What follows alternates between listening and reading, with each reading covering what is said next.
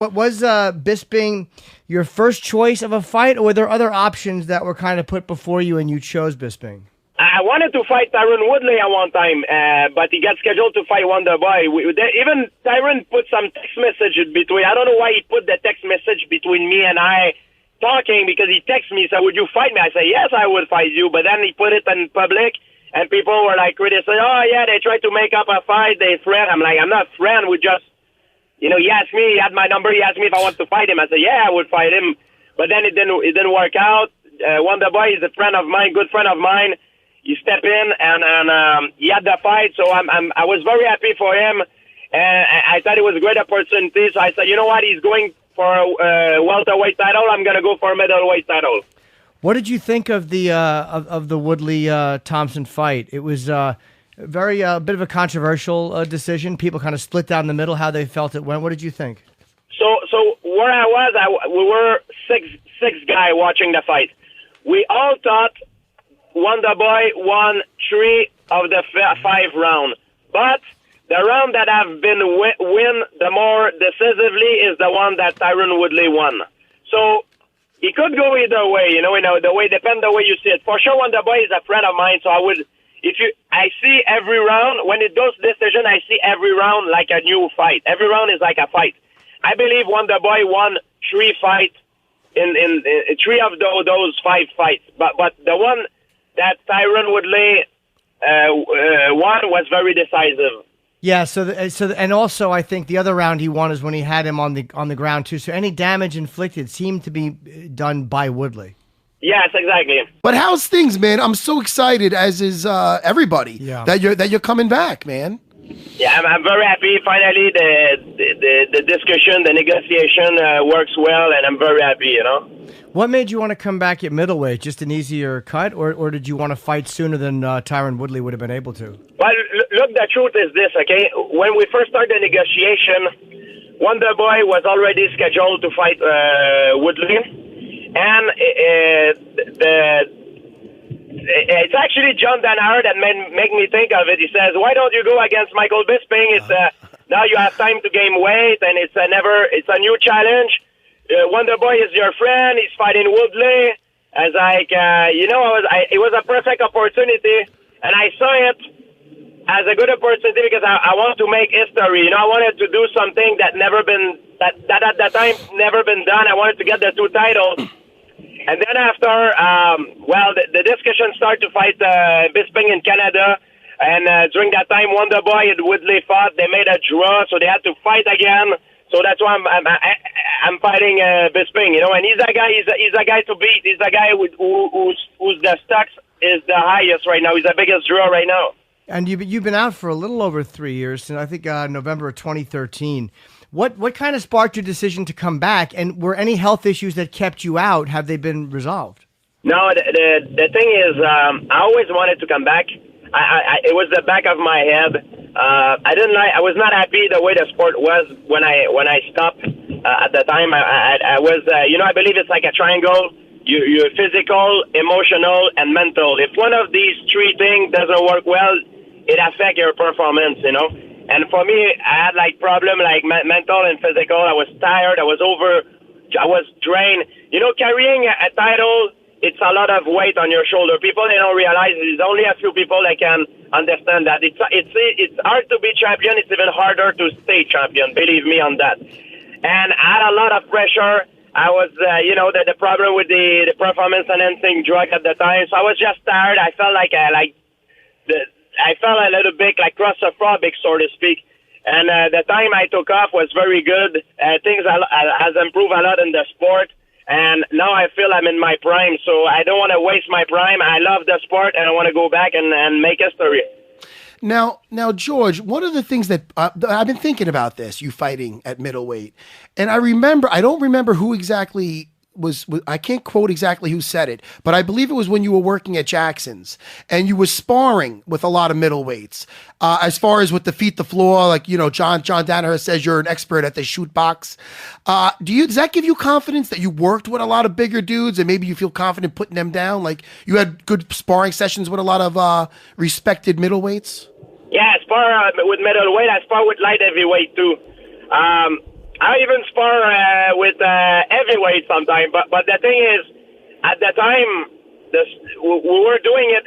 I don't believe if the guys are heavier, they're better. I don't believe that. The only thing why we don't do it so often is because some freak accident can happen when you slip or because the weight of difference. Doesn't mean the guys are better. They might hit harder. They might have more weight, carry more weight. It's an advantage, but doesn't mean they're better. And I was doing very well. The problem is just the injuries. It could have the chance of injuries, especially during practice, because if you fight a middleweight or a bigger guy, you need to spar with a bigger guy to recreate the same environment. That's why I was not a big fan of doing it. But now is the perfect timing to do it. I have time to gain a little bit of weight in as much as I can, and we'll see what's gonna happen. I'm very confident. And George, how many fights do you have? Are you contracted for? 4 fights. 4 fights. Okay. Nice. Yes. And do you plan on staying at middle? No, I know obviously it depends on what happens against Bisping, but are you planning on staying at middleweight, or has the thought of going back down to welterweight at some point occurred to you? Look, I'm gonna tell you the truth. It depends what happened, and it depends of how it's gonna happen. If I feel great at middleweight, maybe I stay there. If I feel man, I'm missing. It's not good. I don't feel good. Maybe I go down. Maybe there's 3 weight class I can fight at. I'm not lying to you. I'm not a big welterweight. I'm a normal size welterweight. I walk around 185, between 185 and 190. Even some lightweight are bigger than me sometimes, and I feel I could do 155. I'm not a big fan of cutting weight. I think I always prioritize my health over my performance. And by the way, I believe the new weigh-in in the morning before the fight, I think it's a bad thing, because now guys they see it as an opportunity to cut more weight. So I think it's a bad thing. I told Dana when I saw him, I don't see it as a good thing. Wow. But anyway, I think they have to change it, because one day someone will die. One day someone will die. It will affect all of us. It's very bad for your health. Should learn maybe from boxing. Maybe do a weigh-in the month before. Do a weigh-in the day before and the day of the fight, so you have a certain percentage of your mass that you cannot have, and lose. So everybody will be on point, and there will not be any discrepancy of, is he a lightweight, a middleweight, or you will fight at your weight. You know what I mean? Oh, you mean so have a 1 month out one, so again, somebody can't have to, be 30 pounds over and have to cut that right before the fight if they have to weigh in a month prior. Absolutely. It makes a big difference, and I believe it's been done. It's been done at boxing before, and I think it should be done in MMA, because one day someone will die. I mean, it's sad to say, but it's very bad. It's dangerous. It's very dangerous, and then long term, it's very bad for your body. Well, look what happened with Khabib this weekend. I mean, that was a bummer, man. I was really looking forward to that fight with Khabib, and that weight cut hit him hard. So that's a bummer. And also, if you do it with this way, with a weigh-in the month before the fight, guys won't be able to they will be more regulated. They won't be able to miss weight all the time, because they're gonna have to fight at their own weight class. You know what I mean? I think it would be a good initiative, but it's. Who am I? I'm the only one who think that. Maybe there's other guys. If I'm the only one to talk loud about it, I think it's never going to happen. Well, George, you said about a month. When they weigh in a month before, I don't know, do they have to be at fighting weight, or do they have to be a certain amount of pounds over fighting weight? What's the rule on that when they weigh in a month before? No, they have a percentage of your body mass that they're not allowed to pass. There's a certain, let's say you fight, for example, at 205, but you're not allowed to be, for example, to lose 20% of your body mass. You know what I mean?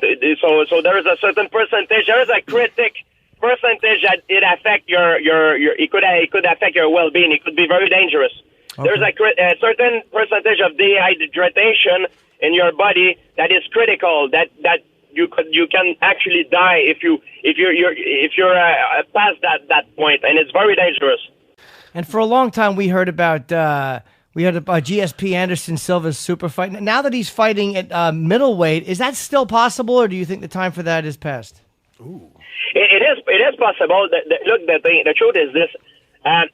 and it's the truth. The only time I've been offered to fight Anderson Silva formally, like a real offer, was after my fight with Johnny Hendricks when I retired. But it's not because it was Anderson Silva. I would not have fought nobody. You would have fought a midget of 3 foot tall. I would not even fought him. I wouldn't want to fight. I was tired. I needed to take time off. There is talk. We talk about Anderson Silva many times with Lorenzo and Dana. And what I wanted to do at the time, it was a big lineup of contender in my division.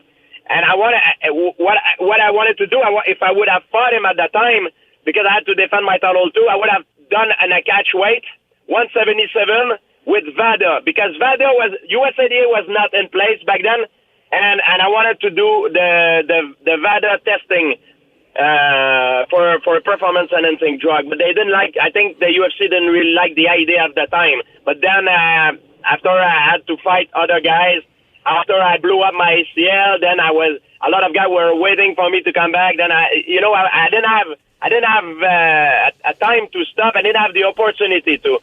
Well, and George, how do you feel that USADA has done cleaning up the sport? It's better than it was, but I believe USADA, the system of USADA, is made to catch guy on a long term, not on a short term. It's made to catch a guy on a long term. VADA, it's made to catch guy on a short term, not on a long term. You understand that? Yeah. What's the difference? Some system is made to catch a guy on the long term, like USADA, because the way they take the blood and so it's good too. It's just different system. And what's the difference in the other testing that catches you on the short term? How do they do that? The VADA, they're gonna test for certain things. It's like every sport demands different physicality. For example, if you're a guy that do Tour de France, like a bicycle, you're gonna use substance like EPO and stuff like that they're gonna test it for certain stuff. It's mandatory. For example, if you're a sprinter, you're gonna use some drug that's gonna increase your explosion, your reaction time. So in fighting, for instance, it's a lot of stuff for testosterone they use, the guy. We know it. It's not a secret. We know it. So we know that they're gonna test. It's mandatory that we can tell they're gonna test for testosterone and boosting for the testosterone for synthetic drug, certain synthetic drug. But USADA, you don't know. You don't know if they test for that, or you don't know if they test for weed or for cocaine. I personally don't care if my opponent smoke a joint before the fight. I hope he actually does, because it's gonna help me. I care if he takes testosterone, EPO and stuff like that. That's what I care about. Now, let me ask you, George, are you going to be spending a lot of time in the city with John Danaher? How important is John Danaher going to be in this camp? Because that guy I call him the evil genius. He really is got a unique mind, and I know he plays such a role. Are you going to be here in the city a lot? I call him Supreme Master. The guy's brilliant. Like in Star Wars. Yes, exactly. No, I'll be there like every month. I come very often, drilling, training with the squad. Yes, definitely. Well, listen, I can't wait. We're gonna have before the fight. When is the fight scheduled? Do we know? Has it no dates been announced? No date. Right? All right. Are you looking towards maybe the summer? I'm guessing are they going to use that as the bigger? I believe will be more after the summer. I believe will be more after the summer. Because I need to gain some weight. A lot of things I need to do through the USADA. A lot of stuff need to be done before. So I'm going to start right now a diet. I'm waiting to have the program. I'm going to try to gain as much weight as possible. I might be able to gain 5-10 pounds of muscle mass. We'll see. And so I want to make it right. It's a new turnaround for my career. I want to make it right. I want to make history. I'm planning to do it well. Fighting is not about who got the biggest balls. It's not about that. Sometimes it's about choice that you make in your life and things like that. It's not about who make the more noise. By fighting, if you want to be successful in this racket, you need to be smart and do the right choice at the right time.